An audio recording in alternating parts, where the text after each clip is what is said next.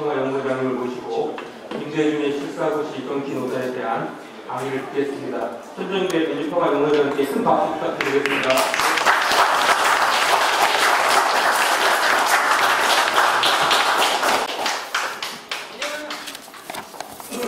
시간이 얼마쯤 하는 겁니까? 1시간에 다 끝내는 거죠? 아, 그래요? 예. 예, 우선, 사실은 우리 다음 안팎에 여러 고수들이 다 모시겠습니다. 제가 여기서 특강을 한다고 하니까 상당히 떨리네요. 그래서 사실은 최선을 다해서 해보겠습니다. 대체로 이야기를 해서 1시간 정도 이내에 끝내보도록 하고 또 마지막에는 여러분들의 의견이나 질문도 조금 탄핵하게 들어보도록 하겠습니다. 우리 김대중 대통령 여러 호칭이 있죠. 그분이 하시는 동안에는 물론 초기에는 김대중 의원 이렇게 불리셨겠지만 또 김대중 총재가 되신 것은 우리 초년은 아닐 것 같습니다. 김대중 대통령께서 당의 총재가 되신 건 아마 통합민주당이 최초였겠죠? 네, 그전까지는 그렇지 않을 것 같으니까 대통령 후보가 되신 게 더 먼저 있을 거고 김대중 후보라고 불리기도 했을 것이고 또 김대중 총재라고 불리셨고 김대중 대통령. 그러나 우리 보통 정치인이 들을 수 없었던 그 위대한 호칭은 김대중 선생이었습니다. 오죽했으면 우리 많은 국민들이 또 함께 민주화운동을 했던 여러 지도급 인사들이 김대중 선생님 이렇게 불렀습니다. 참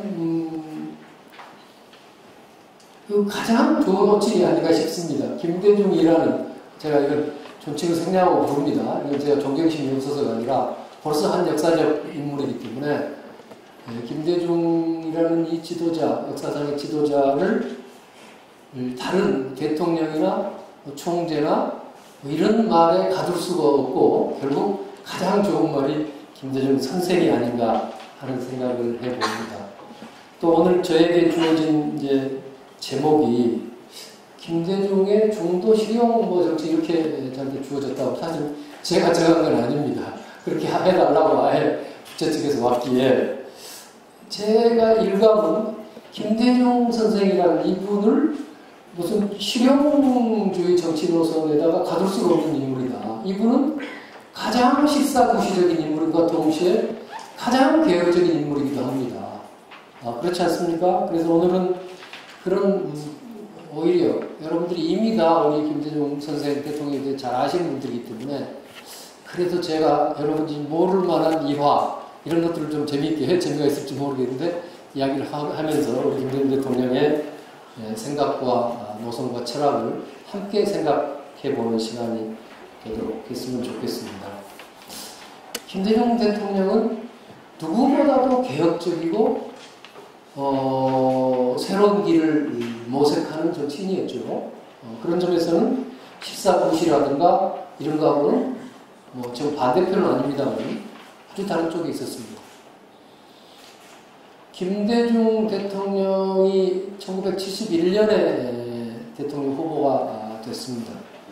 그 전에 대통령 선거 때 공약이기도 했고 그 전에 저는 그 당시에 고등학생이었습니다. 1969년에 고등학교 1학년이었는데 고등학교 때 우리 지역구 국회의원이 김대중 대통령이었으니까 저도 중학교 때부터도 사실은 엄청난 관심을 가지고 있었고 김대중 그 당시 의원이 와서 연설하거나 선거 때 유세하면 하루 종일 따라다니면서 저도 다 그걸 들었고 또 제 나름대로 나도 저런 정치를 해봐야 되겠다 이런 생각도 했고 또 어디 가서 김대중 대통령의 연설을 흉내도 내보고 이런 겁니다만은 이제 그때 김대중 당시 후보께서 내세운 그 공약이 아주 획기적인 공약이 두 가지였습니다. 하나는 4대국 보장론입니다. 잘 아시죠? 아마 젊은 분들은 잘 모르실지 몰라요. 대한민국의 우리 한반도의 남북 관계 그때는 언제겠습니까? 1969년이면 지금보다도 엄청나게 남북 간의 대치 상태가 6.25가 끝난 지도 얼마 안 됐고 더구나 김신조 일당이 여기 와서 그 청와대를 습격하려고 했던 게 68년인가 그렇죠? 그리고 그로 인해서 바로 68년도에 예비군이 설치됐습니다. 여러분 뭐 향토 예비군 지금도 있지만 그 오래전에 설치된 거 아닙니다. 68년도에 김신조 일당이 이 남쪽까지 내려와서 거의 청와대 부근에서 잡혔지 않습니까? 그리고 그 사람들의 목표는 아마 청와대 습격해서 당시 이 박정희 대통령을 해치려고 했던 것인지 모르겠습니다. 그래서 그것이 기화가 돼서 68년도에 향토 예비군, 그러니까 정규군 말고 향토 예비군까지 이제 설치했던 때입니다. 그런데 김대중 후보, 대통령 후보께서 그다음 어떤 방향을 내셨냐면 하나는 그 향토 예비군을 폐지하자 하는 거였습니다. 두 번째는 4대국 보장권이었습니다. 그러니까 남북 간의 뭐 평화 번영으로 나아가려면 우리 이 한반도를 둘러싼 4대국, 그러니까 미국, 일본, 중국, 러시아 그 4대국으로부터 확실한 보장을 받자 하는 거였어요. 지금으로 보면 남북 간의 협상은 물론이고 주위에 있는 결국 보면은 2+4 정도 되겠네요. 6자 간의 합의를 통해서 남북 문제를 궁극적으로 풀어보자 하는 것이 그 제안이었습니다. 너무도 두 가지 다 획기적인 거였죠. 그 향토 예비군을 설치한 지가 작년 재작년인데 그걸 다시 폐지하자고 그러니까 그때 어떻겠어요? 60년대에 그렇지 않아도 김대중이라는 인물은 한국의 기득권 냉전 세력에 의해서 빨갱이로 취급받고 있는 그런 경향이 컸던데 그런데다 기름을 부술 만한 일인가 저는 모르겠습니다. 그런데도 불구하고 과감하게 그런 정책과 입장을 내세운 분이었습니다. 그때요, 제가 목포에서 고등학교를 다니고 있었는데 우리 학교에 목포지청에 근무하는 검사가 찾아와서 강연을 했습니다. 뭐 검찰에서 스스로 했을 리가 없고 그때 유신 전이었습니다만 박정희 정권에서 시켰겠죠. 전국의 검찰에 지시를 해서 무슨 공안 검사들이 각 학교까지 찾아가서 학생들을 상대로 해서 사실은 4대국 보장론은 이건 빨갱이 짓이다. 그런 거를 지금 선전하려고 말이에요. 제가 그 당시에도 좀 법조인이 될 가능성이 좀 있었는데 제가 직접 만난 첫 번째 검사가 그 당시에 목포지청의 검사인데 그렇게까지 박정희 정권이 그런 여러 그런 수단까지 동원해가지고 검사가 우리 고등학생까지 찾아와서 그걸 깠습니다. 김대중의 4대국 보장론은 이건 빨갱이 짓이다. 이건 나라를 위험에 빠뜨리는 일이고 적화통일에 뭐 긴장이고 근데 오래 지났으니까 내가 정확한 기억은 없습니다만 대략 그런 방식의 일이었습니다. 그만큼 김대중이라는 한 정치인은 나라를 위해서 옳다고 생각하는 바를 거침없이 용감하게 자기 자신의 정치적 생명이나 자기 개인의 어떤 이익을 넘어서서 주장한 정치인이었습니다. 그것이 김대중의 저는 첫 번째 위대함이라고 생각합니다. 두 번째는 오늘 강의 제목인 실용주의라는 말은 제가 좀 싫어합니다. 뭔지 몰라 실사고시라는 말을 저는 좋아합니다. 실용주의는 좀 원칙을 저버린 같은 느낌이 들고 또 뭐 프라그마티즘 이런 게 서양의 미국의 특히 철학의 한 사조인데 그 별로 그렇게 좋지 않은 것 같고 그 원칙을 더럽혀버린 것 같고 그래서 저는 실사고시라는 말을 좋아하는데 DJ야말로 실사고시의 인물이었습니다. 그래서 오늘 제목을 제가 그분이 말씀하신 것처럼 무엇이 되느냐가 아니라 무엇을 하느냐가 중요하다는 것이었습니다. 흔히 우리가 나토, 노 액션, 토크 올립니까? 예. 말만 하는 것이 정치에 되게 많은 정치인의 국민들이 정치인을 비판하고 불신하는 이유가 말만 하지 실천이 따르지 않습니다. 또 한편으로는 실천을 한다 하더라도 그저 실천을 할 뿐이지 성과 중심으로 실제로 어떤 대한민국의 개혁을 위해서 개개 국민의 복지와 인권을 위해서 실제적인 성과를 내냐 그 성과 지향적으로 사고하지 않는 것이 대한민국 정치에 저는 큰 문제라고 봅니다만 그런데 DJ는 늘 무엇을 하느냐 또는 그 무엇이 어떤 성과를 가져오느냐를 중심으로 행동하고 고민했던 분이라고 저는 생각을 합니다. 그래서 저는 김대중이라는 인물은 정말 위대한 인물이다. 저는 우리 아마 역사의 지난 500년, 몇백 년간의 정치뿐만 아니라 우리나라, 우리 한민족이 낸 모든 인물 중에서 김대중만한 위대한 인물이 또 있을까 하고 실제로 생각하는 사람입니다. 제가 그 밑에서 했기 때문에 아부한 것이 아니고 지금도 아부할 이유도 없습니다. 그래서 우리가 흔히 교육을 말할 때 전인 교육이라고 말하지 않습니까? 교육의 목표가 단순히 공부 잘하는 학생을 만드는 것도 아니고 여러 가지 그야말로 전인, 완벽한 인간을 목표로 한다고 그러면 김대중이라는 인물은 적어도 우리 현대사, 근대사에서 우리가 만난 거의 그 전인에 가까운 그 완벽한 인물이었지 않느냐 하는 생각이 듭니다. 그냥 여기서 그분이 보니까요, 원래 제가 보기에는 김대중 대통령이 천품도 뛰어났겠지만 저렇게 부지런하게 조금 우리가 보통 학교 다닐 때 보면 중학교 때 들어가면 영어를 새로 배웠지 않습니까? 요새는 초등학교 배우는데 그러면 보통 하는 일이 요새는 어쩐지 모르겠는데 영어를 잘하기 위해서 하루에 영어 단어를 10개씩 외우자 30개씩 외우자 해서 목표를 정해놓고 외우지만 보통은 작심삼일 아닙니까? 한 3, 4일 하다 보면 그냥 말아버린단 말이에요. 우리 아버지한테 말씀을 들어보니까 우리 아버지는 되게 김대중 대통령하고 연배가 비슷한 분인데 우리 아버지 말 옛날에는 콘사이스 여러분 콘사이스 아세요? 예, 콘사이스라고 불렀어요. 영어 사전을.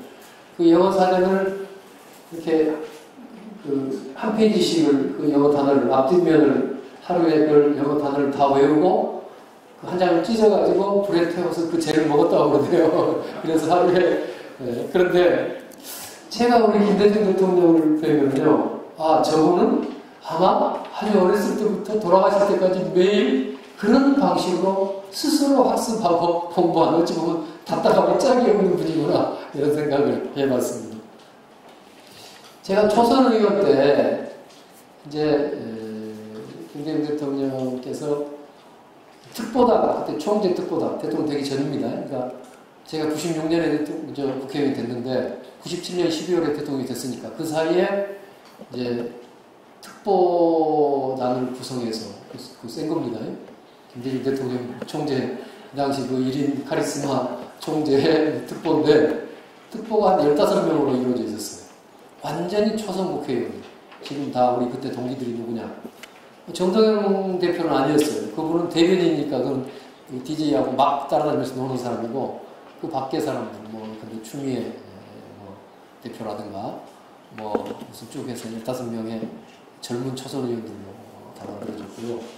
그 특보 단장은 이 문희상 국회의장이 그 당시에는 원외였습니다. 그 당시 그 양반이 그때는 낙선해가지고 오래 했는데 어쨌든 단장이었는데 그래서 일주일마다 매주 금요일인가 아침에 조찬 겸해서 특보단 회의를 했고 마치 지금 아까 우리 당이 최고위원회를 월수 근무를 하잖아요. 그러니까 금요일은 특보단 회의가 당의 얼굴이 되는 회의입니다. 그래서 우리 특보단이 텔레비 화면에 비쳐나가는 것이 그 당시에 새정치국민회의라는 당의 얼굴이었습니다.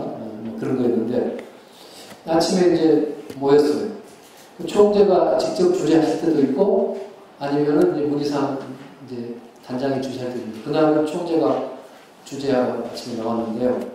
마치 그날 아침에 그 신문에 파스텔 우유가 일면에 그 하던 5단 통광고를 했어요. 여러분들 기억나십니까? 파스텔 우유의 최명재라는 사장이 그런가요? 그 5단 통광고를 잘 냈잖아요. 그게 광고 회사 시킨 것도 아니고 자기가 썼는지 무슨 하여튼 좀 독특한 광고가 있었어요.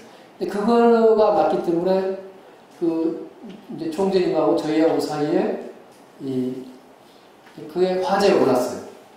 그래서 파스텔을 이렇게 이야기하다가 총재님이 거기서 의원님 근데 파스텔이라는 말이 뭔 말이지? 이렇게 이제 궁금해 하셨단 말이에요. 파스텔이 뭔 말입니까? 예? 아이고, 우리 부위원님 굉장히 뛰어나십니다. 네. 그래서 제가 거기서 이제 농담 비슷하게 총재님 그것도 모르십니까? 파스텔이라는 것은 불란서의 세비라떼가 그렇잖아요. 그 파스텔이라는 사람 이름인데 아마 파스텔 우유는 보통 우유하고 달리 멸균 방법을 별도로 하는. 그래서 아마 영어로는 파스텔을 의미해서 패스처라이즈 이런 말이 아마 균을 죽이다, 멸균하다는 뜻인 것 같고, 제가 그것도 모르십니까? 이것은 중학교 때 기초단어에 해당하는데요. 이렇게 이야기를 했어요. 그래서 아차 했죠. 아이고 하는 같은 말 앞에서 하려고 그러는데 그 다음에 반응이요. 화를 안 내시더라고요. 화를 안 내시더라고요. 스스로. 근데 이분이 굉장히 전혀 너는 어떻게 이런 걸 알아? 이런 식으로 엄청난 뭐랄까 시세. 이 새끼 내가 모르는 것을 저놈이 알고 있어. 예? 개심증이 걸리기도 했겠지만 그러면서 저분은 정말로 그런 탐구, 호기심 이런 게 많으신 분이구나. 그래서 아마 틀림없이 그 자리에서 아마 차 타고 이제 그 자리를 나가실 때 틀림없이 차에 비치된 콘사이스. 지금 같으면 우리가 네이버 사전이나 이런 걸 검색하겠지만 그때는 비치된 영어 단어를 다 훑어보고 파스텔을 패스처라이즈라는 단어를 확실히 꾹꾹 외웠을 거라고 생각합니다. 그래서 이 참 엄청난 분이다 말씀을 드려봅니다. 이제 본론으로 좀 들어가 보겠습니다. 1997년에 대선을 앞두고 그때의 구도를 여러분들 잘 아시지요? 그때 이제 김대중 대통령이 제1야당의 총재 후보가 됐고 상대방 여당인 이제 그 당시 당 자유한국당 계열의 당인데 그 당의 후보는 이회창 씨였고 그런 거였습니다. 그리고 그때만 해도 김대중 총재는 사실은 그분의 그 위대한 역량에도 불구하고 그 당시까지도 색깔론과 지역주의 이 두 가지에 포위돼가지고 엄청난 손해를 보고 있었죠. 그러니까 지금도 저는 대한민국의 그 색깔론과 지역주의 이것 두 가지가 음으로 양으로 지금 깔려 있고 색깔론은 좀 더 공공연하게 하고 지역주의는 좀 더 잠재되어 있지만은 이것이 바로 요새 말로 하면 나는 대한민국의 2대 적폐라고 생각하는 사람입니다. 나는 우리 민주평화당이 그 2대 적폐하고 비타협적으로 써야 한다고 생각하는 사람인데 어쨌든 그 가장 큰 피해자가 김대중 대통령이었죠. 저 사람 불안한 사람이야. 무슨 종북 인물이야. 그때는 종북이란 말이 쓰는 거 모르겠습니다. 하여튼 그런 거. 저 사람은 전라도 뭐뭐뭐야. 이런 식으로 폄하했습니다. 그것은 이제 노골적으로 자유한국당 진영의 사람들은 그런 방식으로 했겠지만 이른바 이쪽 진영에 지금은 민주당 진영 민주개혁 세력에 속하는 사람들도 그렇게는 말을 안 하지만 다른 식으로 김대중은 어차피 자유한국당 세력에 의해서 워낙 비토되는 인물이기 때문에 대통령이 될 수가 없어. 그래서 무슨 대한민국 사람들이 전략적으로 투표하기 때문에 김대중은 대통령이 될 수 없으니까 우리는 김대중을 후보로 밀면 안 돼. 무슨 김영삼이라든가 다른 사람 밀어. 이런 식으로 사실은 은폐된 지역주의 식으로 본 거죠. 누가 그런 대가 있는지 여러분 넘어가겠습니다. 이런 상황이었습니다. 근데 그래서 그것을 극복한 저는 실사고시의 하이라이트가 DJP 연합이라고 생각합니다.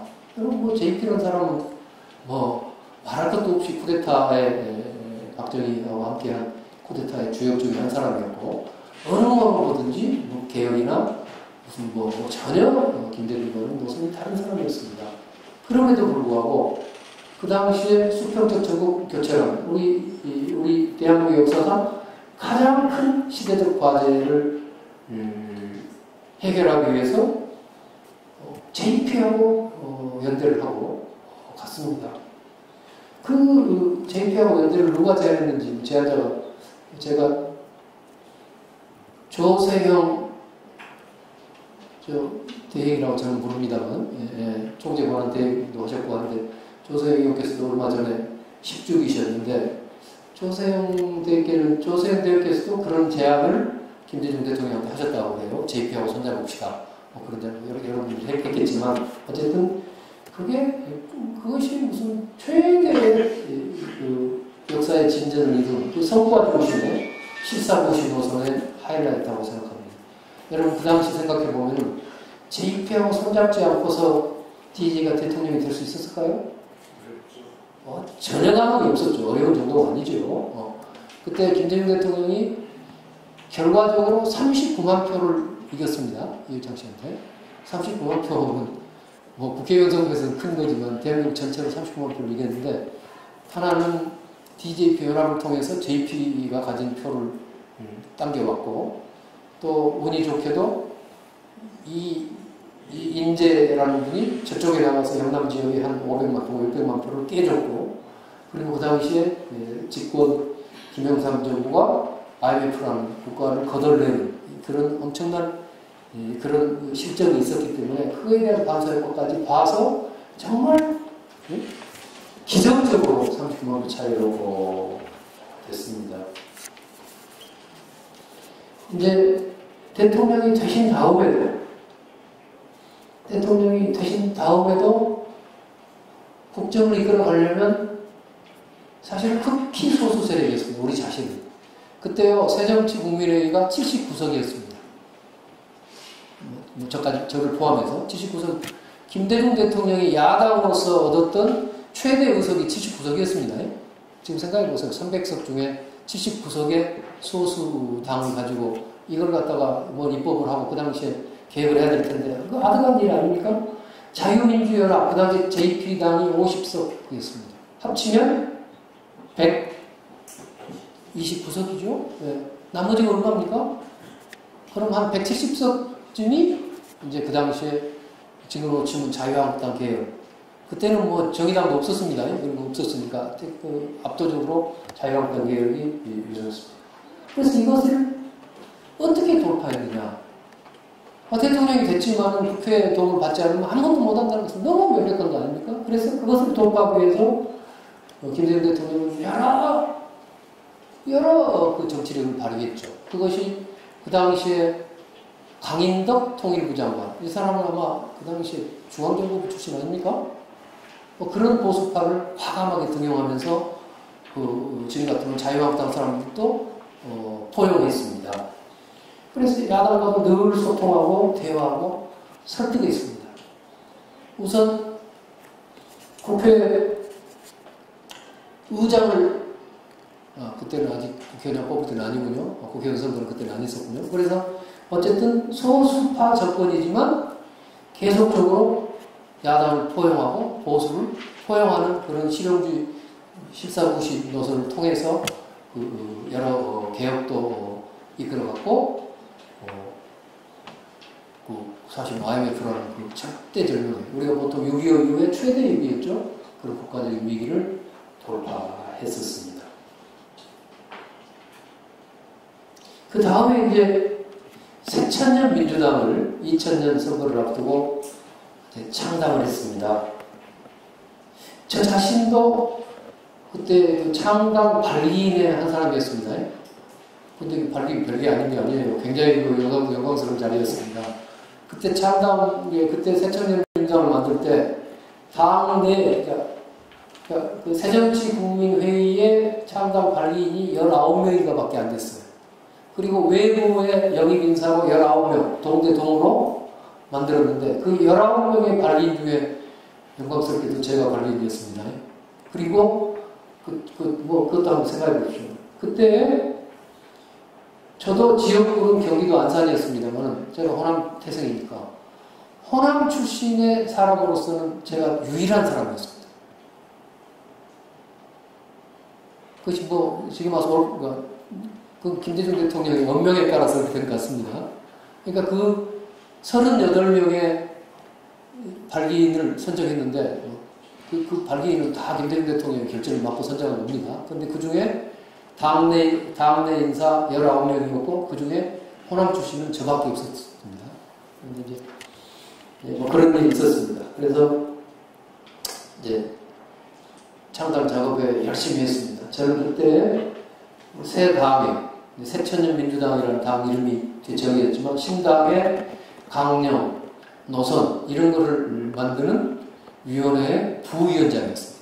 위원장은 밖에 그때 뭐 카이스트 원장인가 하는 과학자를 위원장으로 모시고 제가 부위원장이니까 잘 보십시오. 물론 위원장은 계셨지만 실제적인 작업은 제가 책임자였죠. 그래서 그때 이런저런 뭐 뛰어난 교수들을 다 모아가지고 굉장히 열심히 해서 당 강령과 기본 정책을 만들어서 이제 그랬어요. 그러니까 이제 결재는 제가 맡아간 게 아니라 우리 위원장이 이제 총재께 그 당시 총재는 대통령이셨습니다. 김대중 대통령께 직접 가서 결재를 갔는데 아니 그 결재 결과를 보니까요. 그동안 제가 그 고명한 전문가들을 다 모아가지고 몇 개월 동안에 고심 끝에 만든 그때 엄청난 비전이었습니다. 아, 이제 생각해보세요. 2000년도니까 21세기 이제 새로운 지금 같은 제4차 산업혁명 뭐 정보화 시대가 오는데 거기에 어떤 비전을 갖고 다 만들어놨는데 김대중 대통령이 다 지워버리고 다 새로 써갖고 다 새로 써갖고 완전히 당의 감정과 이게 우리가 쓴 것은 전부 쓸모없는 것이고 새로 써서 내려보냈더라고요. 그래서 아, 이 당이 김대중 당은 당이구나 그런 생각도 해본 적이 있습니다. 그래서 당을 만들었습니다. 그래서 이제 여러 가지 이제 외부에 많은 분들이 들어왔고 그때 들어온 대표적인 분들이 누굴까 합니다만 뭐 예컨대 기업인 중에는 애경의 장영신 회장도 그때 왔던 것 같고 이런저런 외부 인사들이 예 예? 아니 그래도 그분들은 어쨌든 뭐 그래도 어찌 보면 크게 보면 무슨 일이 있고 하여튼 뭐 왔었어요. 그때 이만기도 얼마나 됐나? 이 정명훈도 관리인인가 뭐 그랬어요. 뭐 장관님인가 뭐 여러 가지 하여튼 그랬는데 이제 그때 이렇게 외연을 확장했습니다. 그래서 16대 총선, 2000년 총선은 우리가 여당으로서 치른 총선인데 그때 115석으로 약진했습니다. 79에서 115가 되고 그러나 역시 115석 가지고서는 이제 국회를 어떻게 해볼 도리가 없지 않습니까? 그래서 이제 우선 새 국회를 이제 구성하게 되니까 제일 중요한 게 뭡니까? 우선 과반수는 어쩔 수 없다 하더라도 국회의장을 우리 사람으로 뽑아야 되잖아요. 지금 생각해보세요. 지금 국회의장이 자유한국당이 국회의장 하면은 지금 국회가 돌아가겠습니까? 전혀 안 돌아간단 말이에요. 그런데 이 소수파 115석에다가 자민련이 그때 몇 석인가 모르겠네. 하여튼 그때 소수파였는데 그러니까 저도 그것은 자세히는 모르는데 어쨌거나 국회에서 무기명 투표로 의장을 뽑았는데 우리가 세운 후보가 그러니까 그 당시에 소수 여당이 내세운 그분이 박준규 후보였을 것 같습니다. 박준규 후보가 의장이 됐습니다. 그리고 거기는 그 당시에 자유한국당의 반란표가 저보다 20표쯤은 나왔을 겁니다. 어떻게 해서 야당 의원들이 여당 후보한테 20명 이상 찍게 만들었는지는 저도 그렇게 깊숙한 사정까지는 잘 모르겠습니다. 여러 가지 지금 생각해보면 여러 가지 그 배우에는 좀 무리한 일, 그 자체만 보면 무리한 일이 있었을 거라고 생각합니다. 그러나 나라의 개혁과 미래를 위해서는 사실은 뭐 그런 그 자체는 아마 언론이 보면 때렸겠지만 그러나 그렇게 해서 박준규 의장을 세우고 갔습니다. 그리고 나서 이제 이 국회를 계속 운영해 가는데요. 이런 겁니다. 두 가지만 말씀드립니다. 제가 이제 그때는 수석 부총무가 됐습니다. 16대 국회 수석 부총무인데 지금으로서는 수석부 대표죠. 그때는 총무라고 불렀는데 정균환 선배께서 총무셨죠. 총무인데 우리가 그러면 이제 김대중 대통령이 총재시니까 뭐 다 총지휘를 하셨겠지만 그 밑에 이제 청와대 비서실장이 누구였나요? 예? 김중호 실장도 있었고 그거로 16대 후에는 뭐 하여튼 그런 분들 또 그 한광옥 실장도 계셨고 거기에 정무수석 남궁진 뭐 여러분들이 하여튼 있었고 다음은 이제 그렇게 돌아가는데 우선 거기서 이제 국회 다수파를 만들기 위해서 했던 일은 우선 자민련하고 공고히 했지만 그래도 한 20명이 부족했을 거예요. 그래서 이제 무엇을 했냐면은 그때 야당 의원을 상당수 빼왔습니다. 야당 의원 빼오기 여러분들 아세요? 그걸 그 당시 뭐라고 불렀냐면 인위적 정계 개편이라고 불렀습니다. 그러니까 지금 멀쩡한 야당 의원을 그냥 여당으로 데리고 오는 겁니다. 그럼 그 당시 생각하는 사람이 뭐냐면요. 요새 홍문정 의원 있잖아요. 홍문정 의원 우리 당으로 왔습니다. 네, 그때 자유한국당 사람인데 느닷없이 우리 당으로 왔었어요. 그러다가 또 뒤에 가버려서 그런 건데, 예, 원유철 의원도 우리 당으로 왔습니다. 거기는 좀 달리 왔네. 원유철은 이인재하고 이인재 올 때 그 통합에서 왔어. 그러니까 왔었어요. 그러니까 그런 식으로 그 야당 의원을 생으로 빼왔습니다. 여기서부터 여기까지는 팩트고, 그 다음은 어떻게 빼왔을까 하는 건 여기서부터는 제가 추정입니다. 예, 추정이니까 제가 책임을 안 집니다. 뭐냐? 아마 당근과 채찍이 동시에 사용됐을 것 같습니다. 좀 여기서 함부로 말한다면, 야, 너 구속될래? 여당으로 올래? 뭐 이런 게 좀 있었을 것 같고, 또 하나는, 그러니까 이제 정치인이, 느닷없이 야당 정치인이 여당으로 갈아타려고 그러면 명분이 있어야 될 거 아닙니까? 그 명분에 지금도 통할지 모르지만 가장 큰 명분은 뭐냐면은, 예, 제가 지역 발전을 위해서 힘 있는 여당으로 가기로 했습니다. 이렇게 말한단 말이에요. 뭐 아까 홍길동이라는 의원이 자기 지역에서 이회창 당으로 당선돼가지고 뭐 하여튼 이후에 어쨌든 지금 김대중 당으로 가면서 우리 지역 발전을 위해서 내가 갑니다. 그러면은 그것에 맞게 관리를 해주는 겁니다. 그것이 이제 아까 우리 이제 총무실에서 하는 일이고 제가 이제 수석부총리니까 실무자로 하는 거예요. 그래서 예를 들어서 제적인 문제가 아니라 그 홍모 의원, 홍길동 의원의 지역구는 다 챙겨주는 겁니다. 우선 그 홍길동 의원을 지금 같은 국토교토부에다 배정해줘. 정말 아시겠어요? 지역사업을 잘할 수 있도록. 그 다음에 이제 그다음 늘 해줍니다. 거기다 뭐 도로 20억짜리 깔아라. 깐다고 그거에 보면은 이제 뭐 제가 그때 제가 집권당의 그 수석부총장 굉장히 센 겁니다. 굉장히 센 건데 그러면 제가 거기 이제 국토위에다 연락을 해가지고 이거 이 의원 틀림없이 해줘야 된다 하면 또 국토위에서 그 도로도 깔아주고 뭐 이런 식으로 그 사람들을 관리했습니다. 결코 좋은 일 아니죠. 이거는 아까 옛날에 구정치의 일부지만 그래서 이제 언론에서는 그런 인위적 정계편을 계속 비판하고 그랬죠. 그 자체는 맞는 일이지만 그러면 이거는 김대중 대통령 그때 우리 정부가 취미로 한 일입니까? 아니란 말이에요.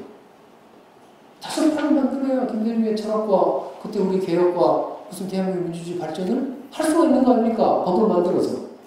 그래서 그런 실사고시적 자세라는 것이 저는 국가 지도자한테 필요하다고 생각합니다. 그때 좀 전교조 선생님들 여러분 여기도 전교조 선생님 혹시 없습니까? 전교조는 누가 전교조 합법화 해줬습니까? 네? 예, 김대중 대통령 때 합법화 해준 겁니다. 그러니까 지금도 법에도 되어 있는데 전교조가 그 전까지 김영삼 정부까지는 순전히 법의 노조라든가 탄압받고 그랬는데 우리가 김대중 대통령이 집권을 해가지고 전교조의 근거가 되는 교원 노조법을 입법을 해준 겁니다. 그래서 그 법에 따라서 교사도 노동자금을 만들 수 있었던 겁니다. 그런데 그 법을 어떻게 처리하지 아십니까? 그 법을 우리가 날치기 처리했습니다. 국회의원 날치기 처리했어요. 정교조 사람들 이런 거 잘 몰라. 내가 과거에 정교조 위원장 만나고 이걸 내가 당신들 모르지? 뭐 하면서 설명해 줬어요. 그 사람들은, 그분들은, 야, 뭐 날치기 뭐 이런 거니까 그 날치기 처리해 줄 때 앞장섰던 분은 누구냐면요. 그 당시에 국회 부의장이던 김봉호 의원입니다. 여러분, 김봉호 잘 아시죠? 해남에. 어떤 별명을 갖고 계시고 아주 훌륭한 분이죠. 그러면 그분이 이제 그 당시만 해도 지금하고 좀 법이 달랐어요. 그래서 의장은 뭐 아마 그때도 아마 자유한국당 계열 사람들이 와서 의장을 이제 아마 무력화해버리고 뭐 감금했겠죠. 그러면 김봉호 부의장이 핸드마이크를 들고 그 국회 본회의장의 플로어에 내려와서 이걸 들고 의사진행을 하고 우리는 그때 둘러싸고 자유한국당 그때는 저 동물국회도 가능했어요. 그때 자유한국당 계열 사람들 들어오면 그걸 밀어붙이고 한 동안에 김봉호 부의장이 자 상정에서 처리해서 뭐 통과시킨 게 정교조법입니다. 그래서 정교조가 생긴 겁니다. 그런데 정교조를 하는 보통의 선생님들 사람들은 다요. 그걸 잘 몰라. 돈도 모르고 자기들이 잘나서 된 줄 알아. 그리고 저기 더구나 김봉호 부의장은 뭔가 그 사람은 뭐 극히 뭐 기득권 뭐 무슨 정치인 이런 식으로 별로 아마 평가 안 해주는 걸로 저는 보고 있습니다. 그래서요, 이런 말씀 드리는 것이 사실은 이게 좋은 일은 아니죠. 날치기가 뭘 그 자체로 좋은 일은 아니지만 그러나 그 소수파 정권이 개혁을 이루기 위해서 그런 온갖 그런 여러 가지 방법까지 써가면서 국가를 이끌어갔다. 그때요, 다수를 이루려면은 5개 정파가 모여야 돼. 그러니까 299명이나 300명의 의원 중에서 5개 정파를 모아야 이게 국회 과반수 된단 말이야. 아까 그러니까 그 당시 뭐였죠? 이름이 우리가 새천년 민주당 115석. 그 다음에 뭐 자민련이 좀 그보다 줄었지만 좀 있고. 그 다음에 민국당이라는 당이 2석이 있었어요. 네? 네, 한 사람은 한승수 춘천의 국회의원이었고 그 후로 뭐 총리했나? 그분이? 총리 됐습니까? 이명박 대통령 때. 그리고 강숙자라는 분 한번 찾아보세요. 재밌는 분입니다. 몇 년 전에 재판받다가 담당 판사한테 현금을 택배로인가 뭐 우편으로 보냈다가 판사가 고발해서 구속된 분이에요. 죄송합니다. 이거 밖에 나갑니까? 괜히 명예훼손 될지 모르겠네. 네. 그분이 어쨌든 그 국회의원이었어요. 예? 예? 예. 이건 팩트니까, 그리고 공인 이야기니까. 회사로 오더라도 하여튼 그분이었어요.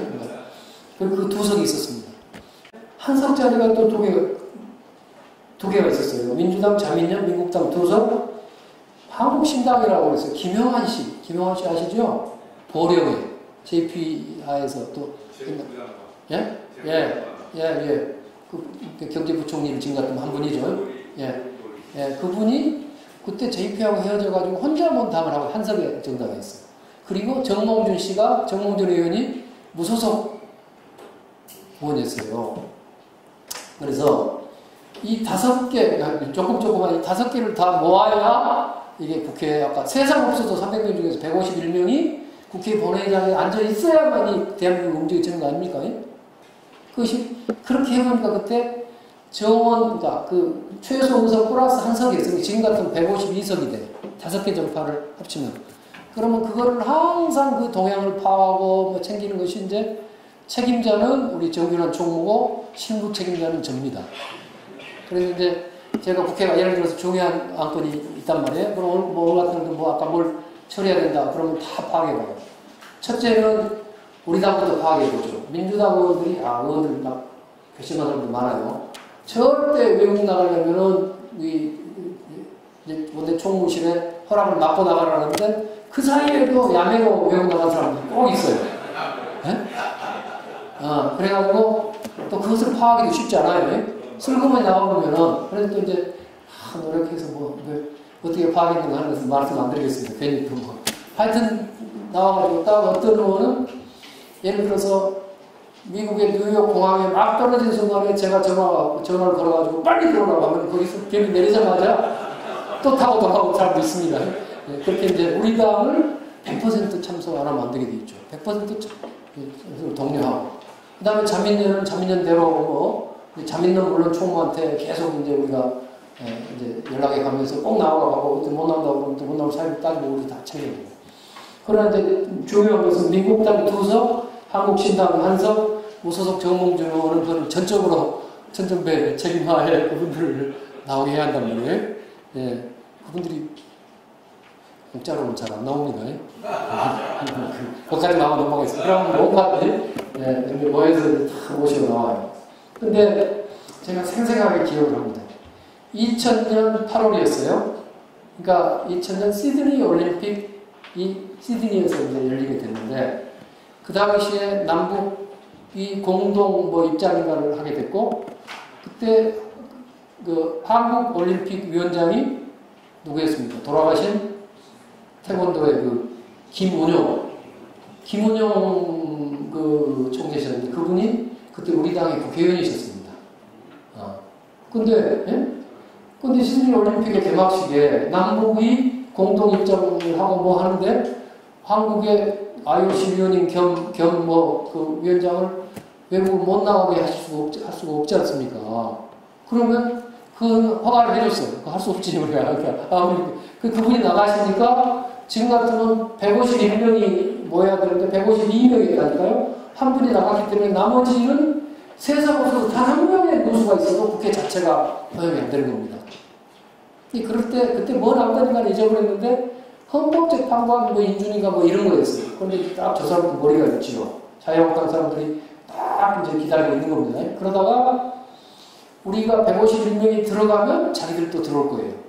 근데 우리가 151명을 못 채우면 지들 안 돌아가요. 그러면 국회 자체가 성립이 안 되버리잖아요. 151명이 모여야 돼. 과반수가 출석해야 거기를 정책 되는 거니까. 그런 상황이었어요. 그래서 이제 온갖 노래를 타고 다 챙겨봐갖고 외국인 들어오게 하고 뭐 해가지고 이제 157명이 다 모였다 생각하고 이제 오후 2시에 국회 본회의장에 딱 들어갔는데 웬걸 다른 데도 아니고 우리 당의 상당한 선배분이 한 분이 불출석이야. 네? 누구라고 말씀 안 드리겠습니다. 그분은 김대중 대통령과 수십 년을 같이 한 분이고 그러니까 잘 생각해보세요. 사실은 엄청난 겁니다. 저한테는 엄청난 겁니다. 그 151명이 뭐 그것이 개든 고동이든 죄송합니다. 국회의원 151명이 이 본회의장에 와서 그 피지컬리 그러니까 그 신체가 들어와 있어야 그 사람이 무슨 뭐 아프든 뭐 어디 심신미약 됐든 간에 들어와 있어야만이 국가가 운영되는 겁니다. 그렇잖아요?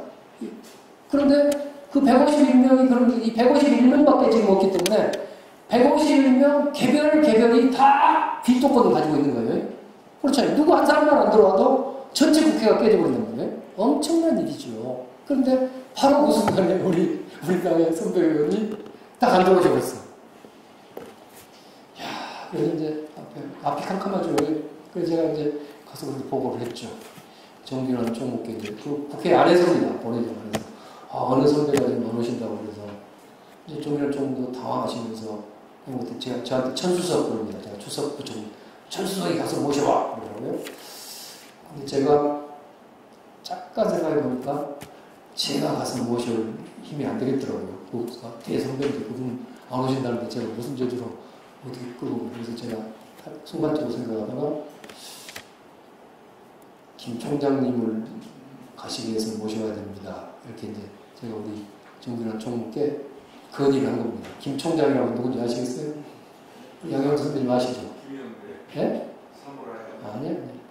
제가 그때 중요한 김옥두 총장이에요. 우리가 이제 김옥두 의원을 선배를 김 총장이라고 하여튼 그 당시 2000년 8월이에요. 김옥두 총장이라고 좀 불러요. 왜냐하면 그분은 사무총장을 지내셨고 그래서 김옥두 총장을 부르는데 이제 김옥두 총장은 여러분 아시는 분은 아시겠지만 그분 가시면은 안 되면 목사님을 데리고 오실 분이죠. 그래서 이제 정기란 총무께서 저한테 그래야 됐네 하고 하니까 제가 이제 김 총장님한테 말씀드려야 서로 이렇게 됐으니 조선배를 가서 모셔오십시오 하니까 역시나 김 총장께서 딱 가자마자 가서 말하는 일종의 연행에서 딱 순순히 오셨어 순순히 오셔서 151명이 예? 151명이 딱 151명이 본회의장에 앉아서 그날 아마 헌법재판관 자유한국당 사람들 그때 한번 들어왔나 모르겠어요. 들어와 봤자지 우리가 151명이니까 뭐 다소파죠. 그렇게 했다 이런 말씀을 드립니다. 그러니까 이제 그런 것들이 이때 박수 한번 치는다.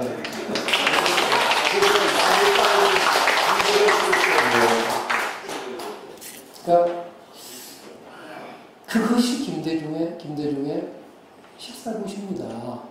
그래서 늘 저는 이제 직접적으로는 잘 모르는데 옛날하고 좀 다릅니다. 그러니까 정균환 총무라는 분은 제 바로 직속 상관인데 그분은 김대중 대통령하고 늘 통화도 하고 옆에서 이렇게 통화하고 늘 가서 만나고 다 지시받아오고 결정하고 하는 분들이란 말이에요. 그러니까 제가 간접적으로는 우리 김대중 대통령이 뭘 생각하시고 뭘 고민하냐면 거의 그때 늘 국회와 한국 정치 전체를 어떻게 한국을 개혁하기 위해서 그 정치적 다수파를 만들까 하는데 부심하고 계시더라 이겁니다.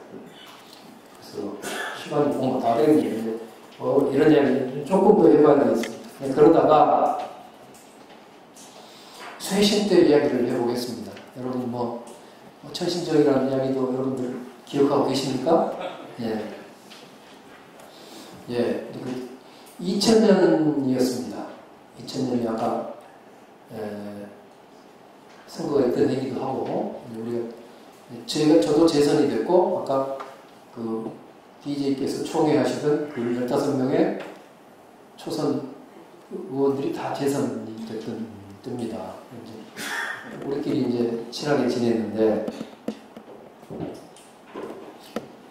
그때 이제 9월경에 그해 6월달에 6.15 정상회담이 평양방 정상회담이 있었고 그때 9월달에 김대중 대통령이 노벨 평화상을 받기로 이제 발표가 된 겁니다. 얼마나 우리는 감격했겠습니까? 다른 우리 민족으로도 감격이지만 우리가 가장 존경하는 우리 바로 직접 모신 우리 대통령이 맞으셨으니까 굉장히 감격을 했는데 그때 민심이 싸늘하더라고요.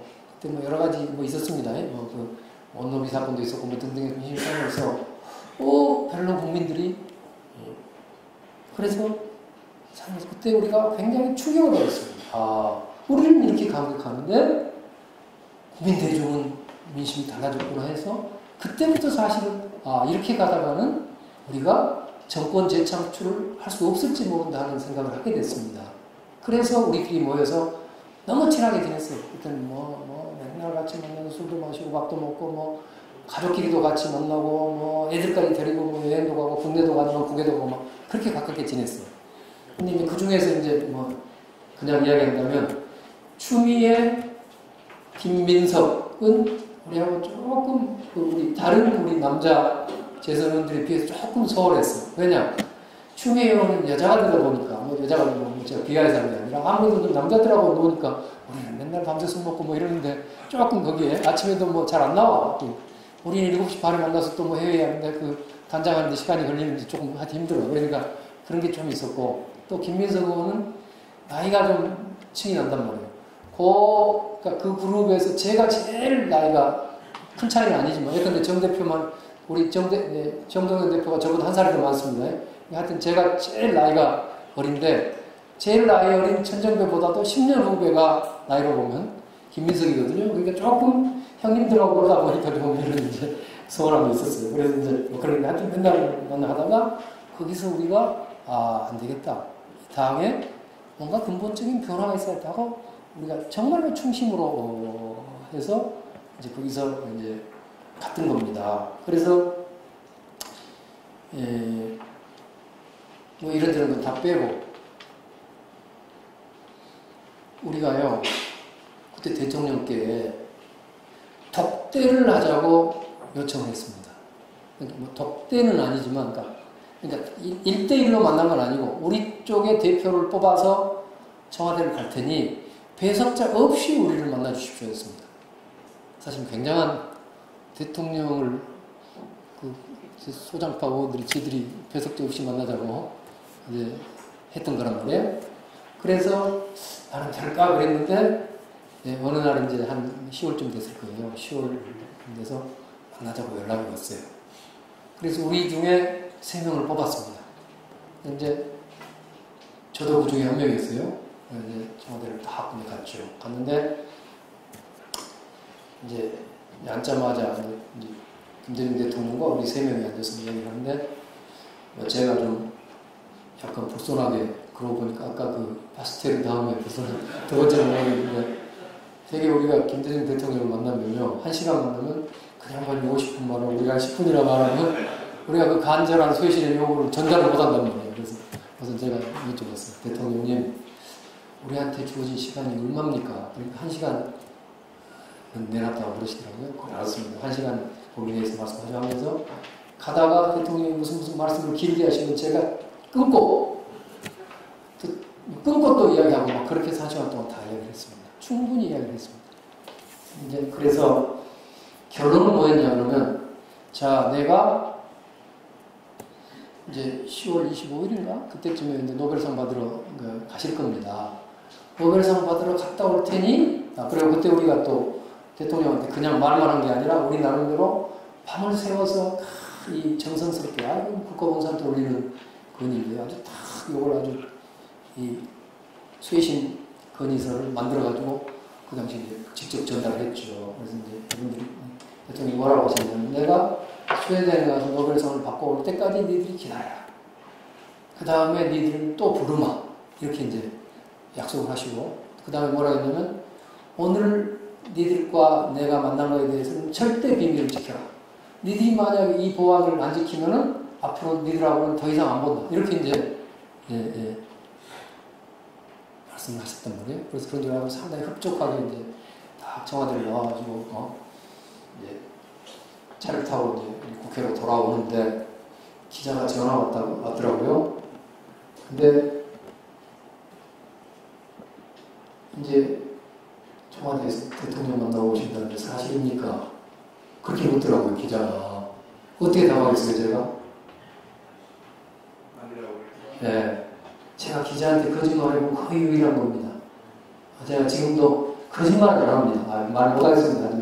근데 어쩌겠어요. 김대중 대통령하고 이거를 보안을 안 지키면은, 니들하고는 이제 끝이다. 이랬는데 제가 구명을, 그래서 저도 그때 기자한테 그런 일 없습니다 하고 사실 부인해서 거짓말 했습니다. 그런 일이 한 번 있었고. 그 다음에는 저는 괜찮았는데 나머지 2명은 그때 우리 그 당의 선배들이 즉각 전화, 국회에 도착하기도 전에 즉각 전화 왔더랍니다. 야, 너 임마 대통령 만나서 니들 뭔 말했어? 이러고 딱 왔다는 거예요. 그러니까 뭐 대통령을 비밀리에 만난다는 것이 불가능한 일이죠. 그래서 그랬습니다. 이제 그런 상태에서 갔어요. 그래서 우리는 굉장히 흡족하게 이제 딱 있는데 그러다가 이제 대통령께서 드디어 스웨덴의 노벨상을 받으려고 출국을 하시는데 지금도 그런데 서울공항에 이제 문 대통령도 거기 쓰지 않습니까?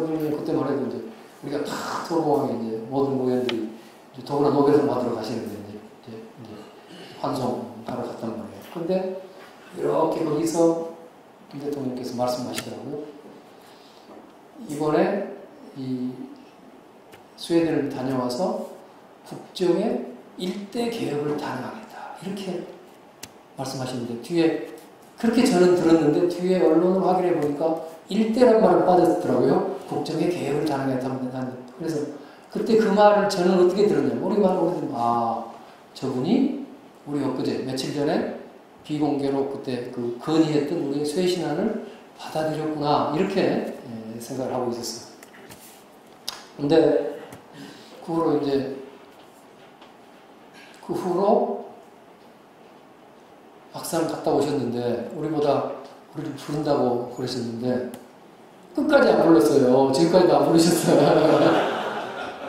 그래서 이제 극히 실망을 했죠. 한편으로 지난번에 다 부른다고 했는데 왜 안 부르고 말해. 그때 그 출국할 때도 개혁하신다고 했는데 그렇게 했는데 그 해가 바뀌어가지고 2001년 그때 문제가 됐어요. 그래서 이제 우리가 그 후로 우리도 이제 또 연일 만나갖고 이제 고민을 했죠. 왜 우리 대통령께서 하신다고 그랬는데 그러지도 않고 지금 쇄신도 안 되고 이렇다고 했는데 한탄도 하고 뭐 했는데 그렇다고 해서 우리가 그때 우리가 결코 김 대통령한테 들이받을 생각까지는 없었으니까 그렇게 하고 있는 동안에 또 이제 돌아가신 김근태 그 당시 의원께서 뭔가 그 쇄신을 팍 들고 나오셨어요. 우리가 훨씬 강경하게 들고 나오셨습니다. 그래서 뭐 동교동 해체하라 이런 말도 하신 것 같고 막 나왔어. 그래가지고 이제 우리는 이제 우리끼리는 대통령한테 저렇게 있으니까 지금 고민하고 있는데 이제 김근태 의장께서는 또 저를 부르셔갖고 야 임마 니들이 먼저 했는데 나도 이렇게 하니까 같이 좀 하자 그러는데 아니에요. 저는 이제 속으로는 뭐냐면 우리는 이미 다 해봤는데 대통령이 이제 안 하신다고 그러면 어쩔 수 없지 해가지고 우리는 미안하지만 김근태 의장의 말씀을 못 듣고 우리끼리 모여가지고 딱 그때 2001년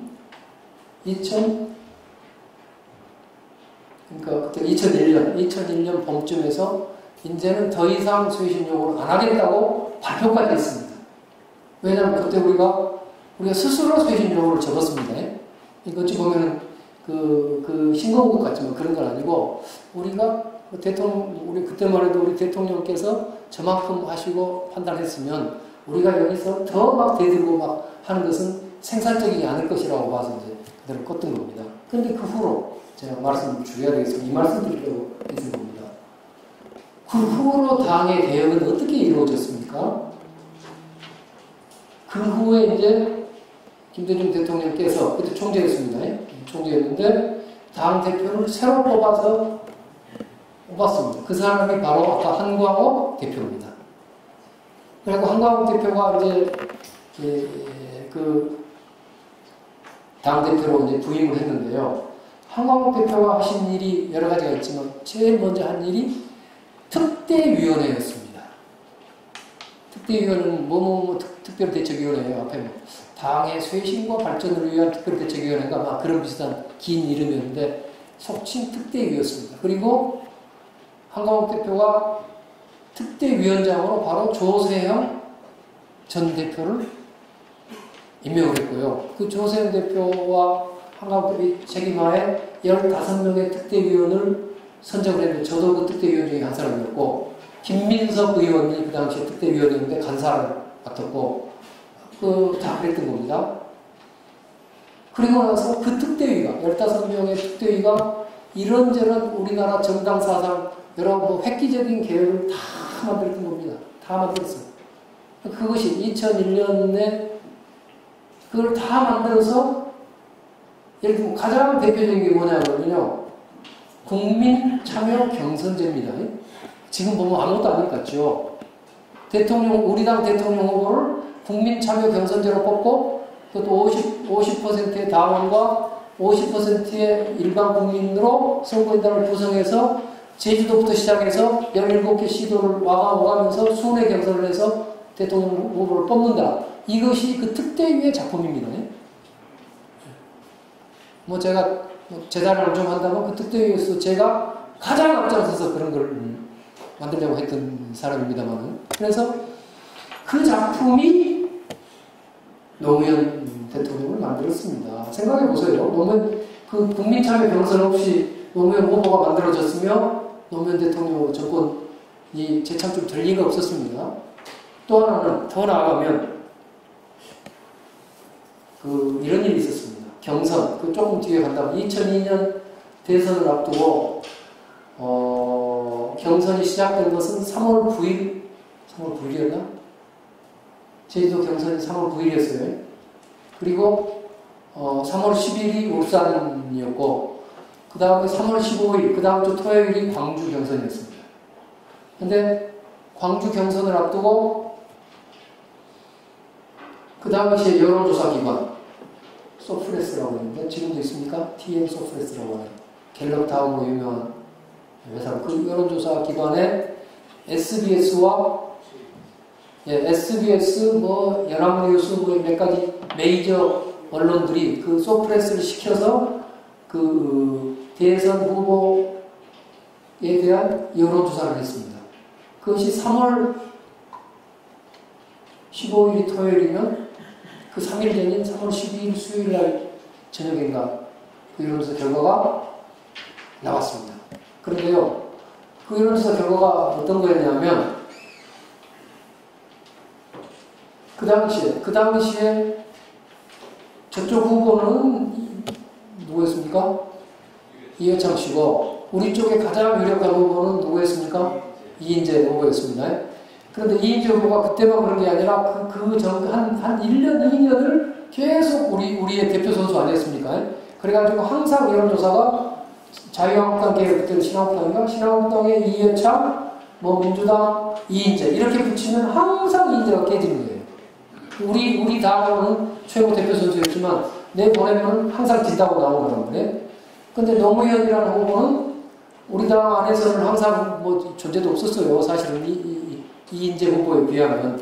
그런데 그날 바로 그 SBS, 소프레스 여론조사는 이인재 후보는 과거처럼 이해창한테 지고 노무현 후보가 되면은 이해창 후보를 1.1%포인트 차로 이긴다는 여론조사가 나온 겁니다. 그러니까 그 몇 년 만에 그 노무현이라는 별로 주목 못 받던 진짜 이 사람이 경쟁력이 있다고 딱 나온 거예요. 그 SBS 여론조사로.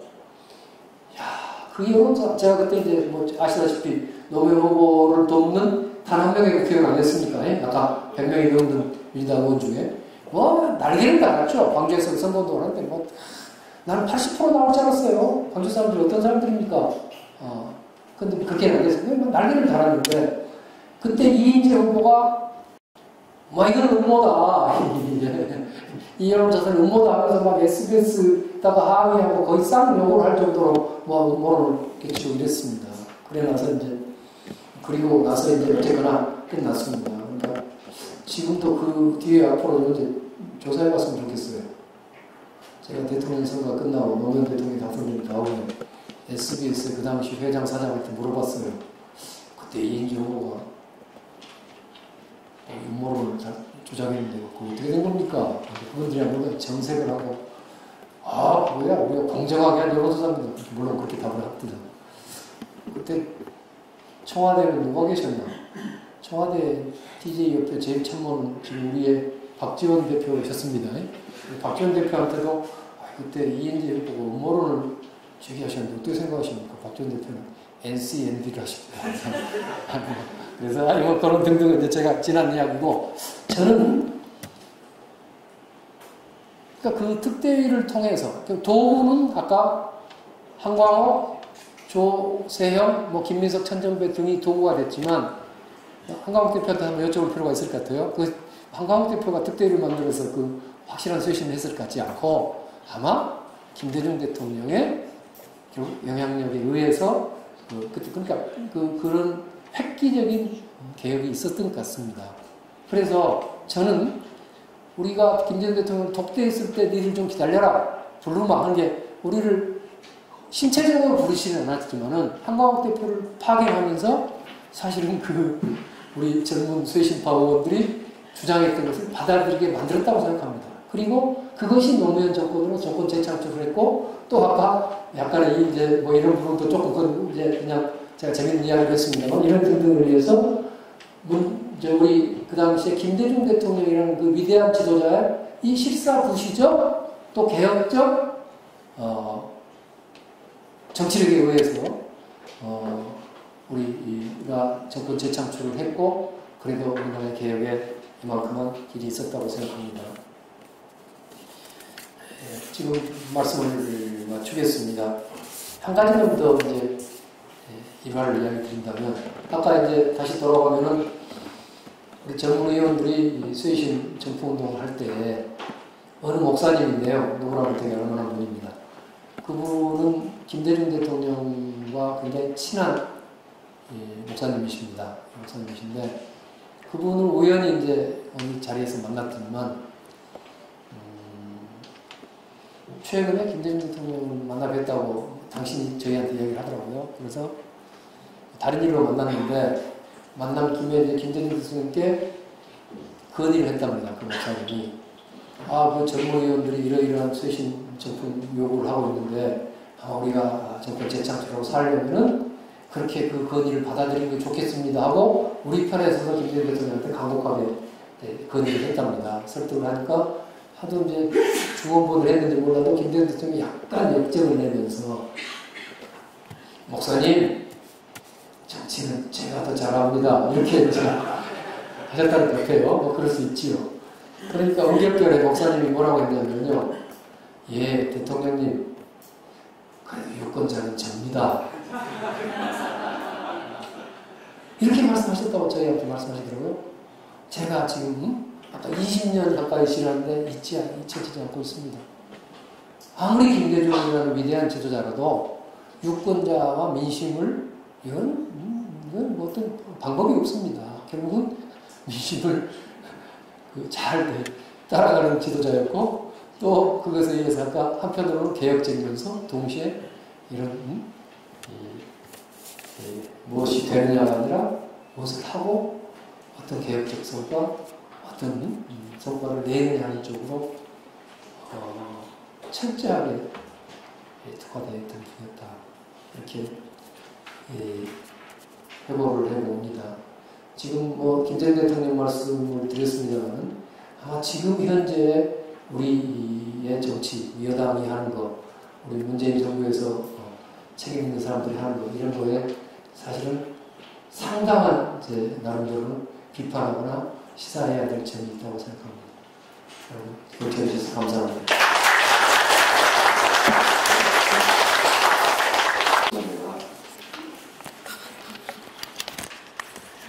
정치는 여러 가지 전수가 상당히 많은 것 같습니다. 살아있다고 그래서 말하는데 BJP라든가 그다음에 또 그전에도 YF 있었고 여러 가지 있습니다. 현재도 그런 상황이 많이 가는 상황으로 되는 걸로 알고 있습니다. 근데 분명히 한 부분에 용어는 있습니다. 용어 있는데 하늘에 떠 있거든요. 이게 떠 있는데 뿌리만큼은 땅에 대고 있으면서 항상 움직이는 걸로 그렇게 알고 있습니다. 현 지금 시국으로 봤을 때 여러 가지 면에서 약간 조금 저희들이 어느 정도는 감은 잡고 있지만은 우리 평화당이 자기 정권을 잡기 위해서 약간 나타나지는 않고 있지만은 그런 역할 측면에서 어떤 행보가 좀 이루어지지 있지 않느냐 하는 그런 생각을 가지고 있습니다. 그러면 우리 원외위원장들도 적극적으로 참여해가지고 같이 다음 정권 창출을 위해서 최선을 다할 겁니다. 그래서 제가 말씀드리고 싶은 것은 우리가 지금 2% 3% 이거 지금 2% 0.3% 나오는 게 지금 상당히 하루아침의 일이 아니거든요.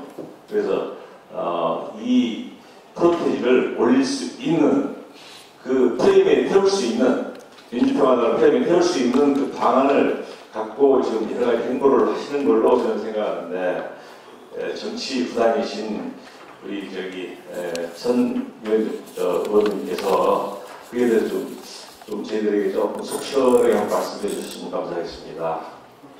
질문의 요지를 조금 잘 파악했는지 모르겠습니다만 정치 부자는 아니고요.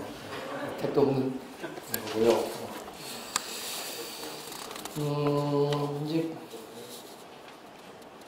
김대중 정신의 입각에서 우리 여기는 우리 지금은 당 문제를 이야기할 자리가 아니니까 한번 해본다면 역시 제가 마지막에 했던 말이 중요한 것 같습니다. 그러면 목사님이 어제 우리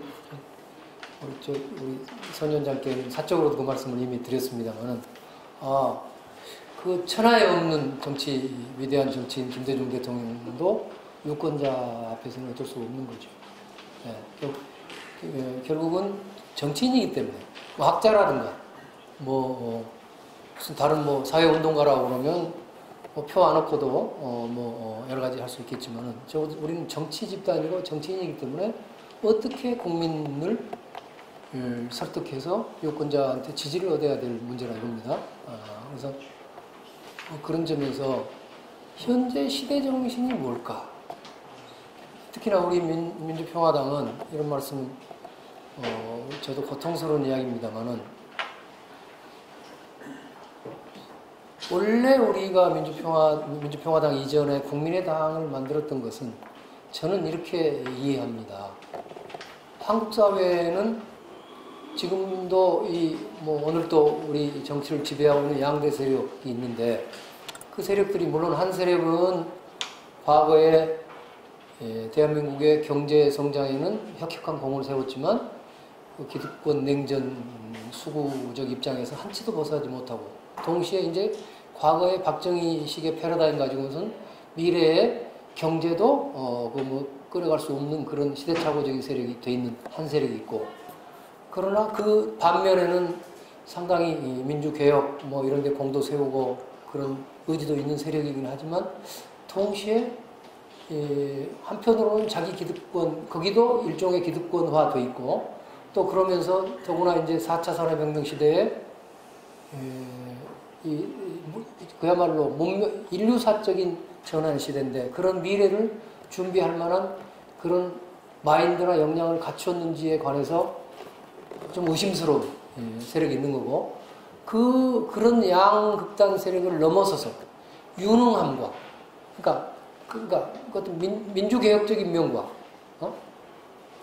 유능함을 동시에 갖춘 그런 세력을 저는 국민들이 희고하고 있다고 생각합니다. 사람에 따라서. 그래서 제가 이것도 너무 빨리 말했는데요. 제가 그때 2001년경에도 그렇게 말했습니다. 그때 3N이라고 그때 우리 보좌관이 그렇게 써줬어요. 근데 3N이라고 해라. 3N이 뭐냐? 3 New입니다. New. 영어로 말한다면 그러니까 세 가지 New인데 New 새 시대, 새 비전, 새 주류. 그 시대가 이제 2000년, 새천년에 새로운 시대가 펼쳐지고 있다. 그런데 기존의 지금 같은 자유한국당식 국가 비전이나 지금의 민주당식 국가 비전 갖고는 새천년의 미래를 이걸 전진시킬 수 없다. 그러니 그 새로운 비전을 만들어야 되고 그 새로운 비전을 만들려면 새로운 세력이 필요하고 그 세력은 유능하면서도 굉장히 개혁적이고 도덕적인 세력이다. 이렇게 불렀던 겁니다. 지금도 굉장히 저는 지금은 더 절실하게 그런 뉴 메인스트림이 필요한데 뉴 신주류가 필요한데 제가 벌써 20년 전에 그런 말 했던데 그동안에는 그 말이 안 통했는데 지금은 통할지 모르겠다는 생각도 합니다만 그 말씀을 드립니다. 그래서 사실은 3년 전에 총선 때 우리가 승리했던 것은 승리죠. 사실은 거의 민주당보다 우리가 당 만들어가지고 두 달밖에 안 됐는데 민주당보다 더 많이 득표했잖아요. 그러면 그때만 해도 대한민국의 많은 사람들이 그 신주류, 뉴 메인스트림이라고 할 수 있는 우리 국민의당에게 거는 기대가 있었단 말이에요. 근데 그것이 이후에 어쨌든 저도 이제 지역을 다녀보면은 그렇게들 말하대요. 왜 안철수하고 이렇게 당을 쪼개갖고 이렇게 됐느냐 하면은 저도 변명을 하죠. 제가 쪼갰습니까? 안철수가 저리 가는데 그럼 따라갈까요? 어쩌고 이렇게. 근데 그 변명이 안 통한다는 걸 느꼈습니다. 그것은 정치라는 것이 무슨 잘잘못 도덕적인 거 따지는 거 아니지 않습니까? 그러나 저러나 우리로서는 니도 같이 책임지고 더구나 천정배는 안철수하고 공동대표였는데 니를 같이 믿고 밀어줬는데 이제 와서 쪼개져가지고 아무 희망을 못 주게 했으니 네가 책임져야지만 이런 식이란 말이에요. 지금은 저는 왜 이 말씀 드리냐면 우리 민주평화당은 사실은 우리가 스스로 만든 당이 아닙니다. 만들고 싶어서 만든 당이 아니고 국민의당이 쪼개진 바람에 안철수를 따라갈 수 없어서 할 수 없이 우리끼리 남아있는 잔당인 겁니다. 나쁜 놈이 아닙니다. 남아있는 당이란 뜻이에요. 그렇기 때문에 우리 민주평화당은 아까 제가 보기에는 이 신주류를 원하는 국민들한테 지금까지는 지난 1년 얼마입니까? 작년 2월이었으니까 1년 4개월이 됐고 또 조배숙 체제가 끝나고 정동영 체제가 들어선 지도 한 10달 됐지 않습니까? 그동안에 그 문제에 대해서 제가 보기에는 아직 시작도 못한 것 같습니다. 그러니까 지지율도 말할 것도 없이 우리 창당할 때 지지율 얼마였습니까? 네? 지금보다 낮았네 그래도. 어쨌거나 4.4든 0.3이든 그거 떨어지긴 마찬가지지 그거 갖고 무엇을 합니까? 지금 0.3 아닙니까? 그러면은 그 부분을 저는 근본적으로 봐야 한다고 생각합니다. 뭐 그런데 그거를 그 답을 저도 잘 못 갖고 있어요. 그러나 답을 찾으려는 노력을 해야 되겠죠. 그래서 제가 보기에는요, 여기 계시는 우리 당원 동지들과 저를 포함해서 모든 우리 분들이 예컨대 아까 크게 보면 이 시대 정신, 국민들이 바라는 아까 유권자가 바라는 시대 정신을 실현하기 위한 천병이 되겠다. 그것을 위해서 필요하면 저야 좀 그래도 상대적으로 국회의원도 많이 해먹었으니까 뭐 이 다음에 안 해도 좀 이 초선의원에 비하면 덜 하겠지만 그래도 저도 해먹고 싶습니다. 솔직히 말하면 뭐 그렇게 농담이기도 하고요. 그러나 그런 것들을 다 버려야 한다고 생각합니다. 천정배 국회의원이 되고 뭐 누가 뭐 국회의원이 되고요 이런 게 중요한 게 아닙니다. 그렇게 그야말로 항상 하는 말이지만 사직생 우리 그 모든 걸 버리고 그래서 그 이건희 회장이 했다는 마누라 자식만 바꾸고 다 바꾸자고 그러는데 우리는 마누라와 자식까지도 바꾸려면 바꾸자 말이야. 뭐 이렇게까지 해서 모든 것을 버리고 새롭게 민주평화당 우리 세력이 우리 자신을 개방하고 다른 밖에 우리보다 더 좋은 사람 있으면 그 사람을 지도자로 모시고 그 사람들을 끌어붙여서 같이 하게 하고 뭐 이런 것을 다 하면서 우리가 갖고 있는 이 근거를 그런 새로운 주류를 형성하고 국가의 미래를 위해서 나는 이제 문재인 정부에 대해서 굉장히 걱정하고 있습니다. 뭐 자유한국당보다는 전 자유한국당의 집권을 절대 반대하지만 그렇다고 아까 문재인 세력이 앞으로 우리의 미래를 개척할 세력은 아닌 것 같아요. 솔직히 말하면. 그런데 그런 점에서 우리 국가가 굉장히 큰 나는 그 난관에 처해 있다고 생각하는데 이런 난국을 돌파할 수 있는 그런 구국의 구국의 비전, 구국의 이런 것들을 우리가 앞장서서 우리 모든 것을 버리고 내겠다는 그런 각오를 하고 시작한다면 그러면 저는 그러면 될지도 모르겠다는 생각이 듭니다. 이상입니다. 예, 가운데로 오시죠. 여기. 아니, 한국장 안 키우면 되겠어? 마이크 이거 대표님 이거 드리라. 그래. 정성을 들여서 해주신 데 대해서 수왕상의 한상으로 감사의 인사를 드립니다.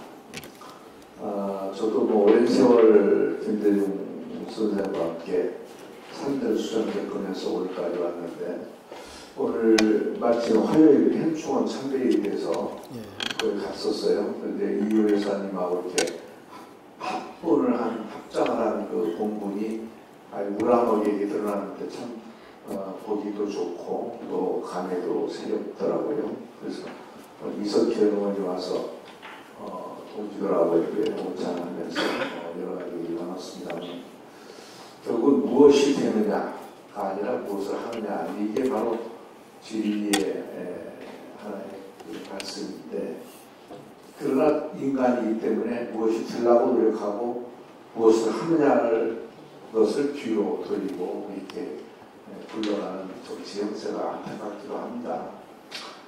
그러나 좀 더 나아가서 우리 천대주께서 호남의 영재이고 또 빼어난 수제로서 지금까지 이 당은 물론뿐만 아니라 이 나라가 새롭게 개혁적으로 혁신적으로 좀 진취적으로 나아가기 위해서 앞장서서 일해오신 것을 조금 전에 입증의 말씀으로 간단히 하셨습니다. 겸손하게 말씀하신 것을 저는 느끼고 있는데 이제 중요할 때라고 생각합니다. 그간의 수고에 대해서는 감사와 경의를 표하지만 이제 만약에 총장이 잘못됐다면 또 저 한국 땅의 저 드센 저 파도의 물결이 짓누르게 된다면 우리는 다시 또 회로가 엄청나게 될지 모르는 이런 현실 속에서 우리 민주평화당도 서 있고 민주당도 서 있고 기타 진보 세력, 개혁 세력이 서 있다고 볼 때에 특히 전 대표께서 앞으로 어떻게 우리 정동영 대표 나아가서는 박지원 대표도 포함해서 우리 당을 말하기를 정동영 대표와 박지원 대표, 전동배 대표 말하자면 이 세 분이 같이 동반해서 리더를 한 당이다. 이렇게 호남에서도 말하고 수도권의 정가에 모든 사람들 그렇게 말하고 있지 않습니까? 그래서 좀 더 세 분이 진지한 대화를 나누는 것이 필요하다 그런 말씀을 드리고 또 당원들도 지금 여러 가지 언론과 말을 통해서 굉장히 답답해하고 그리고 답답한 걸 넘어서 굉장히 지금 촉각이 예민한 이런 상태에 있는 것입니다. 그래서 이제는 아까 강의를 통해서도 말씀을 종장을 하면서 말씀을 했듯이 과연 이것을 어떻게 큰 과제 속에서 풀어나갈 것인가.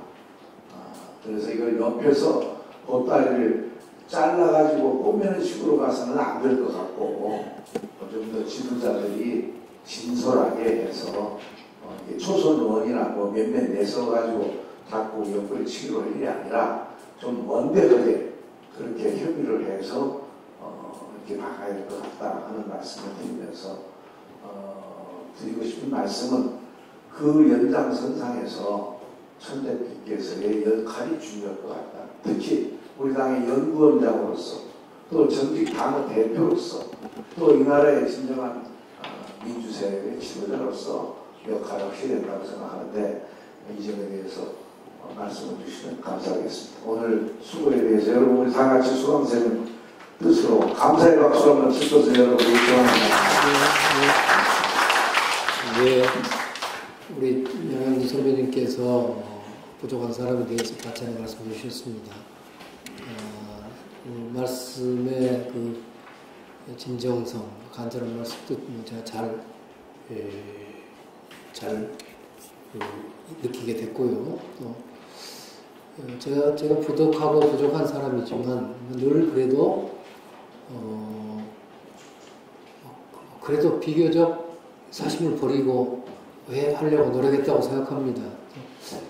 제가 국회의원 출마를 결심을 하고요. 그때 선배를 한 분 찾아가서 보고를 했어요. 누구냐 뭐 밝혀도 됩니다. 저 뒤에 국정원장을 지낸 고영구 국정원장 아시잖아요. 그분이 민변의 회장이었습니다. 제가 그 민주사회 변호사 모임에 그 당시 이제 회원이었는데,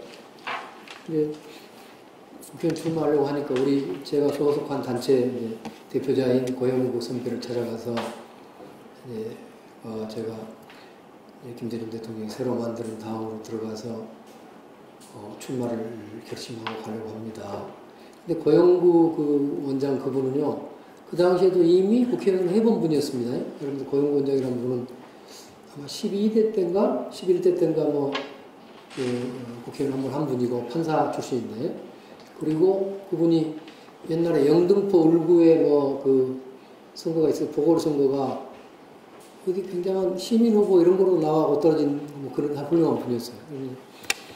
하니까 이분이 이제 그러니까 다른 변호사들과 달리 정치를 그냥 무조건 사갈시 하는 분도 많잖아요. 정치한다니까 굉장히 격려를 해주시면서, 그런데 전정배 너 말이야 이거 하나만 잘 기억하고 있으면 틀림없이 가서 선거할 거다. 이 거면은 다음 선거에서 당선되겠다는 생각을 딱 버려버려라 하고 한번 선거한다고 그래요. 그래서 제가 그때는 정치를 이제 공격이 시작하기 전이라 그것이 뭐 그리 어려울 일이 있을까. 더구나 이제 그때 우리 집사람이 죽기 살기로 반대를 하니까 내가 뭐라고 했냐면, 내가 가서 딱 한 번만 해보고 그 다음은 더 이상 안 하겠다 뭐 이렇게 말까지 해놓은 차제에 그 말씀을 제가 좀 경솔하게 회장님 그게 뭐 어렵겠습니까? 제가 한 번만 해보고 그 다음에 그냥 재선될 생각 없습니다. 이렇게 하고 나왔는데, 막상 이제 국회에 들어와서 활동을 해보니까 이게 모든 국회의원들의 그 목표는 그 다음 재선인 겁니다. 또는 그것을 조금 더 앞에다 붙이면, 이 자리에는 현역 의원은 우리 장정수 의원밖에 안 계시는데, 사실은 많은 정치인의 목표는 일단 국회의원이 되는 거 아니겠습니까? 국회의원 되면 그 다음에 재선되고 싶고 뭐 이렇게 가는데, 거꾸로 그거를 말하자면 역으로 그 욕심을 버리라고 그 조언을 했는데, 그걸 뭣도 모르고 제가 덥석 뭐 그렇게 했는데, 그 말씀을 아직도 기억하고 있습니다. 쉽지 않은 일이지만 그런 자세를 가지고 가는데 모르겠어요. 그건 뭐 세상에 우연한 길인지 모르지만 제가 아까 김대중 대통령이 새정치 국민회의 만들 때 창당에 참여를 했고 그 후로 아까 민주당의 발기인으로 또 창당에 참여했겠는데요. 그로부터 96년부터 우리 민주평화당 창당이 작년이었습니까? 그러니까 2018년까지 그러니까 만 22년여 동안에요. 제가 무소속 출마까지 한 것도 한 창당으로 친다면 8번인가 9번을 창당했더라고요. 그러니까 아마 우리 현직 정치인 중에서 가장 많은 창당을 한 사람입니다. 그러나 그것이 제가 그러나 한 번도 그의 기득권에 찾아가거나 양지를 찾아간 일은 없습니다. 항상 그래도 저 나름대로 그게 성공하지 못하기도 하고 뭐 그런가 몰라도 새로운 길, 개혁의 길을 찾아간다는 그런 일념으로 갔는데요. 달리 보면은 물론 저기 서울 송파에서 한 번 낙선하긴 했습니다만은 한 번 낙선했지만 어쨌거나 6선 7번 출마했는데 그때마다 다른 당으로 출마했는데 그 6번 다 당선되고 한 번 떨어졌단 말이에요. 6승 1패 정도 했습니다. 그래서 저로서는 그래도 이 고영구 선배가 말씀한 걸 좀 귀담아 들어서 항상 모험적인 일을 했는데 그래도 결국은 그래도 잘 살아남아서 간 거 보니까 저는 이렇게 생각합니다. 뭐 그런 거 따져서는 안 되겠습니다만은 우리가 어떻게 하면 우리가 지금 취해야 할 것은 우리 자신을 버리면서 국가를 살리고 그 국가를 살릴 수 있는 무슨 당을 만들고 이렇게 가야 한다고 저는 생각합니다. 그래서 앞으로도 뭐 지금 선배님 말씀하신 것처럼 우리 당에 다 동지들인데 누구하고는 이야기를 안 했겠습니까? 그러니까 그리고 특히나 앞으로 사실 우리 당이 앞으로 좀 시끄러워질 것 같습니다. 솔직히 말씀드려야죠. 그리고 어떤 의미에서는요. 정치 집단이 0.3% 지지를 가진 집단이 아무 일 없는 것처럼 가는 것 자체가 문제입니다. 시끌사끌 할 수밖에 없는 일입니다. 그래서 그러나 다만 그것이 그 사소하게 내부에서 뭐 패권 다툼 같은 식으로 시끌사끌 해서는 안 되고 어떻게 하면 나라를 살리고 어떻게 하면 당의 아까 0.3% 지지를 30% 올려가지고 내년에 우리 자신도 살아나고 그래서 민주평화당이 있기 때문에 대한민국의 미래가 있다. 나는 이런 평가를 받고 싶습니다. 감사합니다.